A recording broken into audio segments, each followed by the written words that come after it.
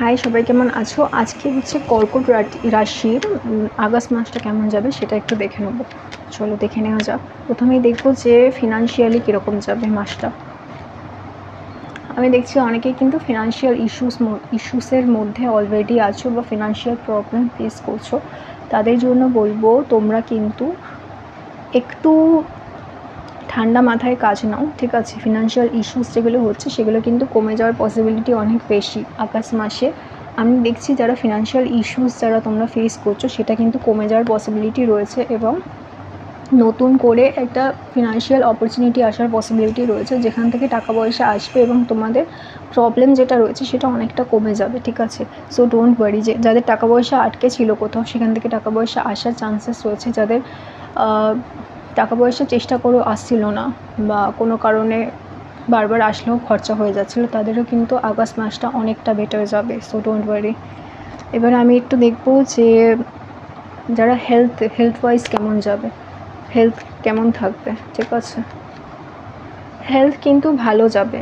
যাদের হেলথ ভালো যাচ্ছিল না বা যাদের ক্লোজ যে রিলেটিভস যারা রয়েছে, হয়তো কোনো ফ্যামিলি মেম্বার, কোনো বয়স্ক রিলেটিভ বা কেউ হয়তো অসুস্থ রয়েছে, তাদের কিন্তু বেটার হওয়ার পসিবিলিটি রয়েছে আগস্ট মাসে। নর্মালি যাদের শরীর খারাপ যাচ্ছে তাদের কিন্তু বেটার যাওয়ার পসিবিলিটি রয়েছে, ঠিক আছে? স্পেশালি যাদের দেখছি ব্যথা বা কোনো অ্যাক্সিডেন্ট হয়েছে বা এরকম কিছু হয়েছে, তাদের কিন্তু অনেকটাই বেটার যাবে। So don't worry.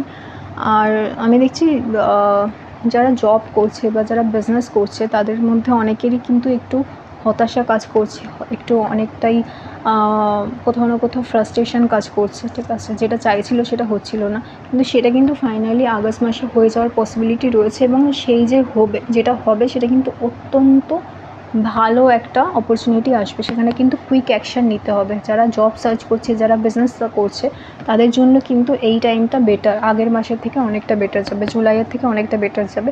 কাজে আমি ডেফিনেটলি বলবো, কোনো যদি অ্যাকশান নিতে চান বা কোনো কিছু যদি অ্যাড করতে চান, কোনো কিছু স্টার্ট করতে চান বিজনেসের জন্য, এই টাইমটা কিন্তু আইডিয়াল। জাস্ট ডু ইট, ওকে? এবার আমি একটু দেখবো যারা রিলেশনশিপে আছে বা বিবাহিত, তাদের কেমন যাবে। আমি দেখছি যারা নতুন কোনো রিলেশনশিপে জড়াতে চাইছো বা নতুন কারোর প্রতি ইন্টারেস্টেড আছো, তাদের জন্য কিন্তু সময়টা খুব ভালো। তোমরা চাইলে রিলেশনশিপে জয়েন করতেই পারো।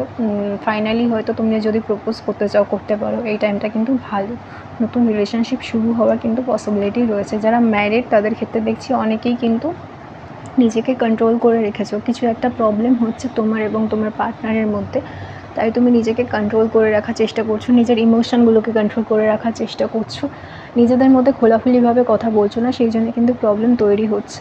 তাদের ক্ষেত্রে বলবো যে খোলাখুলিভাবে কথা বললে প্রবলেমটা কিন্তু কমে যাওয়ার চান্সেস অনেক বেশি, এবং তোমরা যে প্রবলেমটা ফেস করছো সেই প্রবলেমটা আর কিন্তু ফেস করতে হবে না।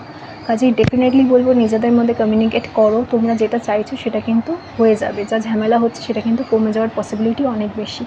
এই রিডিংটাকে ক্লেম করতে হলে লাইক করতে হবে, সাবস্ক্রাইব করতে হবে, কমেন্টে লিখতে হবে আই ক্লেম ইট। আমি নেক্সট ভিডিওটা তোমাদের সাথে দেখা করছি। বাই।